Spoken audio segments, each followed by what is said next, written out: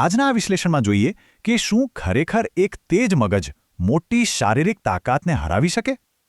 આ આખરી ટક્કર છે, બળ વિરુદ્ધ બુદ્ધિ. આનો જવાબ અસ્તિત્વ ટકાવવાની એક રોમાંચક પ્રાચીન કથામાં છુપાયેલો છે. કલ્પના કરો, આખું જંગલ ભયથી ધ્રુજી રહ્યું છે, કારણ એક અત્યંત ક્રૂર, હિંસક અને કાયમ ભૂખ્યો વાઘ. આ વિનાશ રોકવા માટે લાચાર પ્રાણીઓએ એક ખતરનાક રસ્તો કાઢ્યો: દરરોજ વાઘ માટે એક પ્રાણીનું બલિદાન આપવું.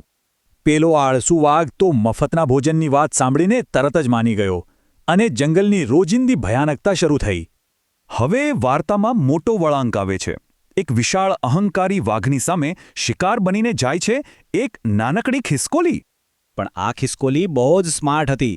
તેણે વાઘને પાઠ ભણાવવા માટે જાણી જોઈને મોડા પહોંચવાની ખતરનાક રણનીતિ બનાવી. અને બિલકુલ ધાર્યા મુજબ જ બન્યું. ભોજન માટે રાહ જોવી પડી, એટલે પેલો ભૂખ્યો વાઘ ગુસ્સાથી આગ બબૂલો થઈ ગયો. અહીં ખિસકોલીએ એક જબરદસ્ત માસ્ટર સ્ટ્રોક રમ્યો. તેણે શાંતિથી બીજા એક નવા વાઘ વિશે ગજબનું જૂઠું ઊભું કર્યું. પોતાના અહંકારમાં સંપૂર્ણપણે આંધળા થયેલા પેલા વાઘે તરત જ તે નવા હરીફને જોવાની ઉશ્કેરાટભરી માંગ કરી. બસ, ખિસકોલીની જાળ બિછાઈ ગઈ. તે નાનકડી માસ્ટરમાઇન્ડ તે અહંકારી શિકારીને સીધો એક ઊંડા કૂવા પાસે લઈ ગઈ. હવે વાતાવરણમાં ગજબનો રોમાંચ છે. ઉશ્કેરાયેલા વાઘે જ્યારે કૂવાના એ ઊંડા પાણીમાં જોયું તો તેને શું દેખાયું?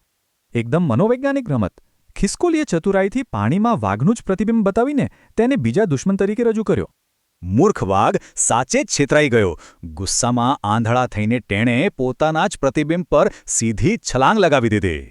અને અત્યાચારીનો અંત. વાઘ ડૂબી ગયો.